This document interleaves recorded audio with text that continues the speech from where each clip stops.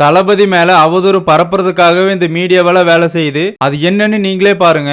Hi friends, நான் யாருன்னு உங்களுக்கு நல்லாவே தெரியும். ஒரு நிமிஷம் இந்த அம்மா பேசணும் மட்டும் நல்லா கேளுங்க. மதுரையில மாநாடு நடக்குதுன்னு போதப்பா அப்படின்னு சொன்னேன். இல்லம்மா நான் மாநாட்டுக்கு போல ஒரு இன்ட்ரிக்காக திருச்சிக்கு போறேன் அப்படின்னுட்டு இவன் மாநாடு பார்க்க போனான்.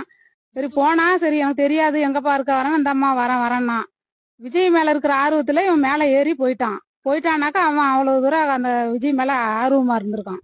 போன பையனா என்ன பாதுகாப்பு என்ன பண்ணலாம், சரி பொறுமையா போப்பான்னு விலக்கி தானே விடணும், இல்ல நவுத்தி தானே விடணும்.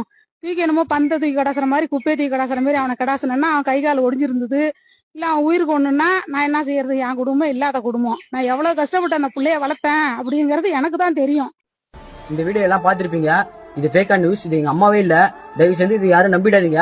என் ஐடியில போய் உள்ள போய் பாருங்க, எங்க அம்மா போட்டோ நான் போஸ்ட் போட்டிருப்பேன், போய் பாருங்க. தளபதியை பத்தி எப்ப தப்பா பேசாதீங்க, தளபதி பத்தி தப்பா கமெண்ட் பண்ணாதீங்க. என்னைக்கு நான் தளபதியை விட்டே கொடுக்க மாட்டேன்.